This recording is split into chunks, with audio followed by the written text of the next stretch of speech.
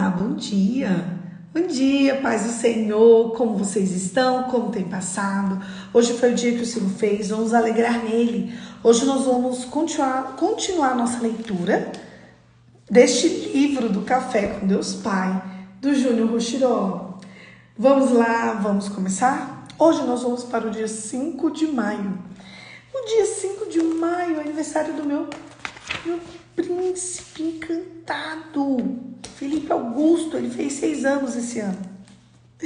Meu sobrinho lindo, gente, ele fez 6 aninhos, ele é muito fofo. Ele é muito fofinho e ele gosta de ser fofinho. A nossa leitura bíblica está lá em João 4. E a palavra-chave é maturidade. Vamos lá, vamos começar.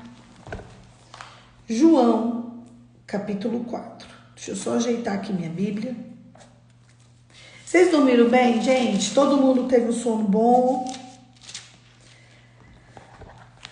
Vamos para o querido João? Eu vou ter um filho chamado João, hein? Eu amo esse nome. Jesus e a mulher samaritana. Quando Jesus soube que os fariseus tinham ouvido dizer que ele fazia e batizava mais discípulos do que João, se bem que Jesus mesmo não batizava, e sim os seus discípulos. Deixou a Judéia, retirando-se outra vez para Galileia, e era necessário passar pela região de Samaria. Assim, Jesus chegou a uma cidade samaritana chamada Sicar, perto das terras onde Jacó tinha dado ao seu filho José. Ali ficava o poço de Jacó. Cansado da viagem, Jesus sentou-se junto ao poço. Era por volta do meio-dia. Nisso, veio uma mulher samaritana tirar a água. Jesus disse: "Dê-me um pouco de água", pois os seus discípulos tinham ido à cidade comprar alimentos. Então a mulher samaritana perguntou a Jesus: "Como, sendo o Senhor judeu, pede água a mim, que sou uma mulher samaritana?"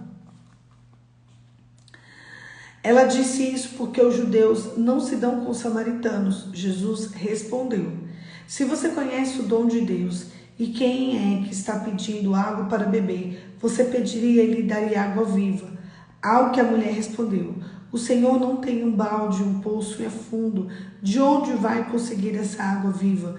Por acaso o Senhor é maior do que Jacó, o nosso pai, que nos deu o poço, o qual ele mesmo bebeu, assim como seus filhos e o seu gado?" Jesus respondeu: "Quem beber dessa água voltará a ter sede, mas aquele que bebe da água que eu lhe der nunca mais terá sede. Pelo contrário, a água que eu lhe der será nele uma fonte a jorrar para a vida eterna."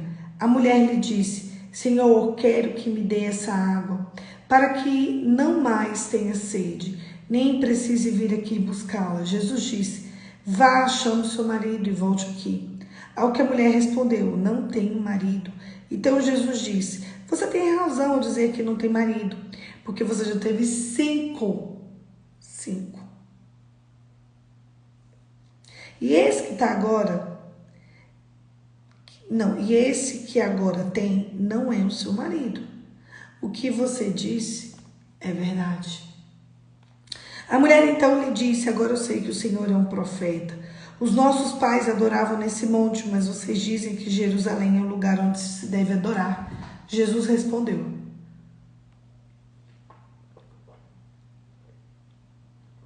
"Mulher, acredite no que eu digo. Vem a hora em que nem neste monte, nem em Jerusalém vocês adorarão o Pai. Vocês adoram o que não conhecem, nós adoramos o que conhecemos, porque a salvação vem dos judeus. Mas vem a hora, e já chegou, em que os verdadeiros adoradores adorarão o Pai em espírito e em verdade, porque são esses que o Pai procura para serem adoradores. Deus é o Espírito e é necessário que os seus adoradores o adorem em espírito e em verdade." A mulher respondeu: "Eu sei que virá o Messias chamado Cristo. Quando ele vier, nos anunciará todas essas coisas." Então Jesus disse: "Eu sou o Messias que estou falando com você." Naquele momento chegaram os discípulos de Jesus e se admiraram ao vê-lo falando com uma mulher. Mas nenhum deles perguntou o que o Senhor está querendo ou por que o Senhor está falando com ela. Quando a mulher deixou o seu cântaro, foi à cidade e disse ao povo: venham comigo, vejam um homem que me disse tudo o que eu já fiz. Não seria ele por acaso Cristo? Então saíram da cidade e foram até onde Jesus estava. Enquanto isso, os discípulos pediam a Jesus dizendo: Mestre, coma. Mas ele lhes disse: tenho para comer uma comida que vocês não conhecem. Então os discípulos começaram a dizer entre si: será que alguém lhe trouxe algo para comer? Jesus declarou: a minha comida consiste em fazer a vontade daquele que me enviou e a realizar a sua obra. Vocês não dizem que ainda faltam 4 meses até a colheita? Eu, porém, lhes digo: levantem os olhos e vejam os campos, pois estão maduros para a colheita. Quem colhe recebe desde já a recompensa e ajunta o seu fruto para a vida eterna, para que se alegrem ao mesmo tempo que semeia o que colhe. Pois no caso é verdadeiro ditado: um é o que semeia, outro é o que colhe. Eu os enviei a colher o que vocês não semearam, e aos outros trabalharem, vocês aproveitaram o trabalho deles. Muitos samaritanos daquela cidade creram em Jesus por causa do testemunho da mulher, que tinha dito: ele me disse tudo o que eu já fiz. Quando, porém, os samaritanos foram até Jesus, pediram-lhe que permanecesse com eles, e Jesus ficou ali 2 dias. Muitos outros creram nele por causa da palavra de Jesus e diziam à mulher: agora não é mais por causa do que você falou que nós cremos, mas porque nós mesmos ouvimos e sabemos que este verdadeiramente é o Salvador do mundo. Agora vamos para o nosso devocional do Café com Deus Pai. Palavra-chave: maturidade. O título de hoje, ele diz assim: processos necessários. Eita! Até ajeitar o cabelo aqui, hein, gente? Processos necessários. Quando Deus o confronta, é apenas para direcionar ao propósito.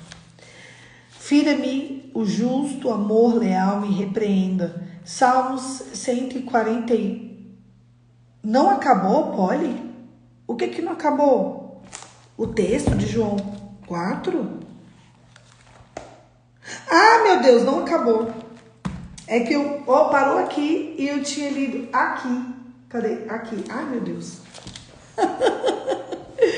Ai, Jesus, continuando. Era só samaritano, fiquei toda empolgada com essa. Bora continuar.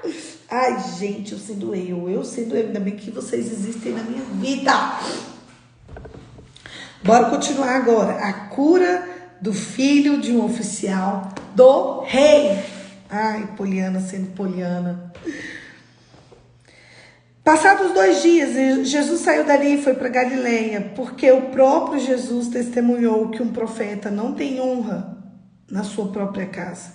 Assim, quando chegou a Galileia, os galileus os receberam, porque viram todas as coisas que ele tinha feito em Jerusalém, por ocasião da festa, ao qual eles também tinham comparecido. Jesus foi outra vez a Caná da Galileia, onde tinha transformado água em vinho, e havia ali um oficial do rei, cujo o filho estava doente. Em Cafarnaum, quando ouviu dizer que Jesus tinha vindo à Judeia para a Galileia, foi até ele e pediu que fosse curar o seu filho que estava morrendo. Então, Jesus lhe disse: se vocês não virem os sinais e prodígios, de modo nenhum crerão. O oficial pediu mais uma vez: o Senhor, venha antes que o meu filho morra. Jesus respondeu: vá, o seu filho vai viver. O homem creu na palavra de Jesus e partiu. Quando ele já estava a caminho, os seus servos vieram ao encontro, anunciando que o seu filho estava vivo. Então perguntou que horas que o filho havia se sentido melhor, e informaram: ontem, a 1h a febre baixou. A febre o deixou. Com isso, o pai reconheceu que Jesus tinha dito a ele: o seu filho vai viver. E toda a sua casa, ele e toda a sua casa creram. Este foi o segundo sinal que Jesus fez depois de sair da Judéia para a Galiléia. Agora é verdade esse bilhete, entendeu? Agora, ó, chegamos no 5 aqui, ó. Essa Poliana. Bora lá, galera. Se não tiver uma emoção para ver se a gente está esperto. Processos necessários. Quando Deus confronta, é apenas para direcionar ao propósito. Fira-me o justo com amor leal e me repreenda. Todos nós somos dotados de uma grande quantidade de emoções que são divididas em dois grupos, positivas e negativas. Ambas são importantes para nós, tanto para a sobrevivência quanto para o desenvolvimento bem-sucedido. Até porque não nascemos prontos, somos moldados pelo processo. Cada um de nós tem uma história, uma trajetória.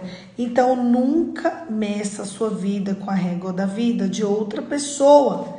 Seja único e siga o caminho que Deus Pai escolheu para vocês.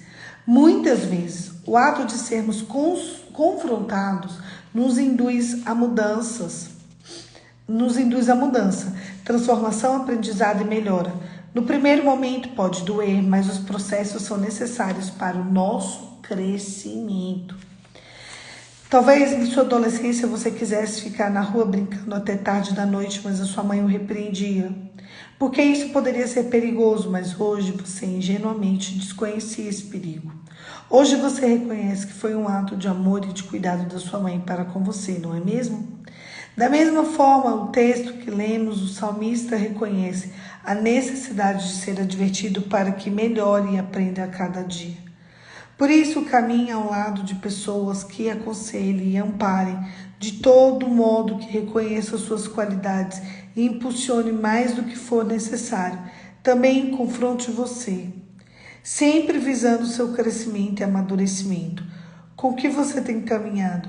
Saiba que à medida que somos ensinados, amadurecemos e nos tornamos aptos a ir além e viver grandes propósitos que Deus Pai tem para cada um de nós. Ao receber um apontamento, não escolha o ressentimento, e sim o crescimento. Tem gente que não sai da infância. Tem gente que chega na infância e paralisa. Morreu, né, Poliana? Não morreu. Tem gente se comportando assim como você, como quando ele tinha 10 anos. Recentemente, eu assisti um filme chamado Divertidamente com os Meus Sobrinhos. Tá maior febre esse filme e tal. Não gostei do final, tá? Queria só dizer. Ficou faltando aí uns 4 minutinhos de filme. Tô um finalzinho ali. Mas eu achei muito interessante. Eu assisti Divertidamente 2 com as crianças. Tirando essa parte do final, eu não quero nem me ater a isso. Eu quero falar como eles fizeram a divisão das emoções. Gente, foi incrível. Sério, foi incrível. O filme foi tão incrível que aí você pega o final e fala: não, tá faltando 2 minutos. 2 minutos. Mas 2 minutinhos dava certo, entendeu? Eles giram o filme todo em volta de uma história, uma situação. E chega no final, eles não explicam essa situação. Enfim, o filme número 1, a menininha protagonista, ela era criança.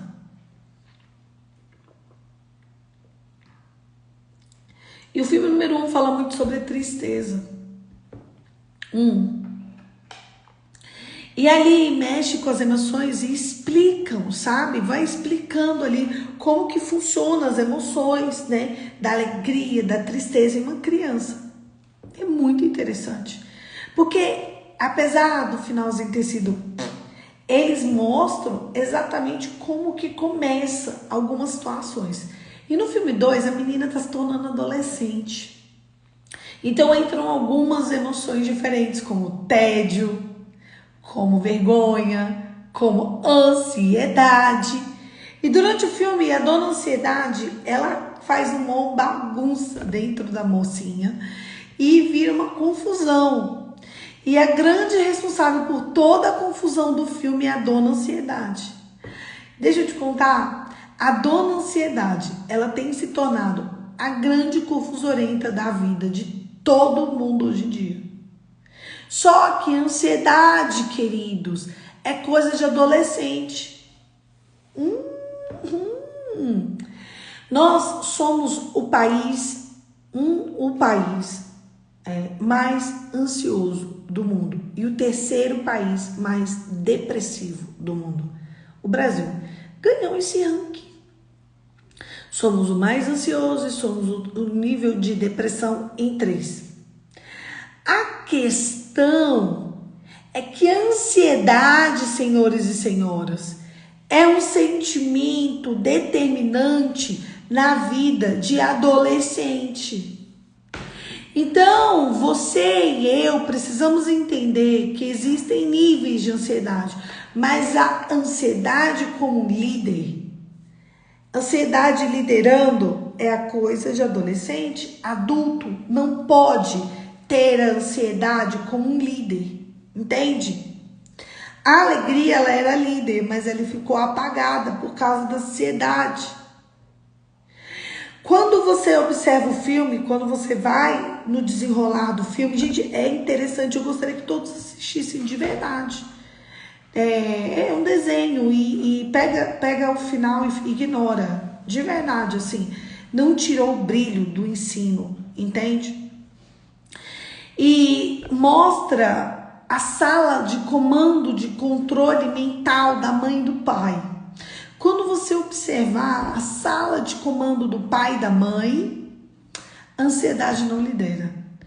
Todas as emoções estão sentados em volta à mesa, em equilíbrio, podendo agir da maneira em que eles são solicitados pelo organismo. Isso é a cabeça de um adulto. Isso deveria ser. Mas quando você passa dos 24 anos, porque a adolescência vai até os 24. Oi, Poliana. Não, é até os 24. Mentalmente falando, se você tem até 24 anos, tá ok a ansiedade te liderar, tá? Quem aqui tem até 24 anos e descobriu agora que é adolescente? Emocionalmente e fisiologicamente, nós só entramos na juventude aos 24 anos. Então, até 23 anos e 11 meses, fisiologicamente e mentalmente, somos adolescentes, tá? E também, ao passo que fisiologicamente somos adolescentes e a outra, vou fazer 24 até dia 29. Então, você só começa a ser jovem agora, a partir do dia 29. Você é uma adolescente, Paola. Entendeu? Eu também já passei faz tempo. Mas até os 24 anos, né? 23 anos, 11 meses e 29 dias. Você é um adolescente, emocionalmente e mentalmente. Então, não se exija um comportamento direcionado. A maturidade antes disso. É muito difícil uma pessoa ser madura e ter todas as emoções no lugar antes dos 24 anos. Porque fisiologicamente falando, você ainda é uma mocinha, entendeu? Pode ser casada, pode ter filho, mas dentro de você existe uma construção, a construção do seu eu. E ele termina com 24 anos. Deixa eu ver o que ela escreveu. Acaba que o medo que ajuda a tristeza e a alegria, né? Sim, sim. Mas o que eu quero dizer para vocês é de fato sobre a ansiedade. E eu preciso entender com vocês em que fase estamos. Então, quando começa a adolescência com 13, 12 anos, 11 meses e 29 dias, é criança, né? 12 anos, né? Aí 13 anos é adolescência. A sua mente abriu para ansiedade. E se é uma pessoa eminentemente ansiosa até os 23 anos e pouquinho, ok. Agora, um exemplo, existe uma fase de transição. E essa fase de transição, ela começa com 21 anos, tá? Então, vamos lá. Dos 13 aos 21. Dos 13 aos 21. Dos 13 aos 21, a proeminência de ansiedade precisa ser... Dos 21 aos 24 é uma fase de pegar o equilíbrio, entende? pegar o equilíbrio das emoções. E a partir dos 24, a vida adulta. Quando você observa o pai da menina lá no filme, você vê que eles estão sempre numa linha. A menina, a central de controle da menina está toda desgovernada. O problema, gente, é quando eu tenho 25, 26, 30, 35, 40, 45 com a cabeça de um adolescente, com a cabeça de uma criança. A criança, ela tem 3 sentimentos que destacam, que é medo, tristeza e alegria. São 3 sentimentos. Um adolescente, ele tem medo, tristeza, alegria, tédio e ansiedade, que destacam, né? Vem o medo, tristeza e alegria, aí junta ansiedade e tédio. Que essa ansiedade e tédio é o que mais se destaca, porque são sentimentos novos. Agora, todos esses sentimentos, eles precisam estabilizar na nossa vida. Enquanto você não entender a fase que você está, você sempre vai estar preso à fase anterior. Então, a gente tem hoje um monte de adulto com cabeça de adolescente.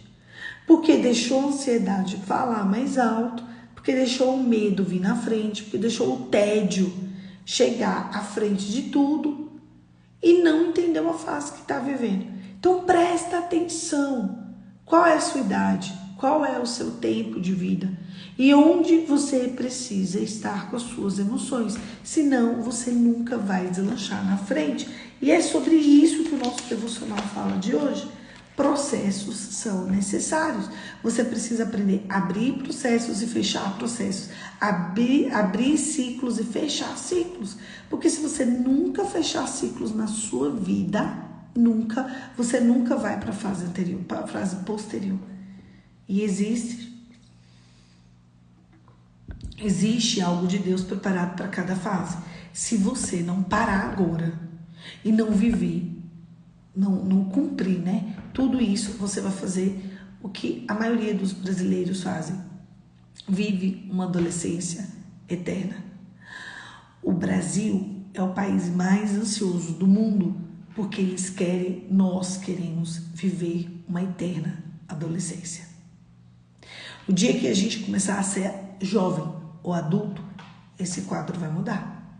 Adolescente na frente é coisa de quem não amadureceu. Então presta atenção, se você é uma pessoa muito ansiosa, retoma, cuida das suas emoções, cuida mesmo e segue em frente. O Brasil ele tem isso mesmo, viu, Ana? Síndrome de Peter Pan. É por isso que somos um país extremamente ansioso. Feche seus olhos e vamos orar. Pai, em nome de Jesus, cura a nossa nação. Cura o nosso coração de dentro para fora até transbordar. Em nome de Jesus, Senhor, nos aliancie a maturidade que só o céu tem para nós. Em nome de Jesus. Amém. Amém. Um beijo. Deus te abençoe. E até amanhã. Amanhã, 5h45, eu tô aqui pra gente continuar o nosso devocional. Que ele é meu, ele é seu, ele é nosso, mas ele é de Jesus. E é por causa de Cristo que vocês estamos aqui todos os dias. Um beijo. Deus te abençoe. E até amanhã, se Deus quiser.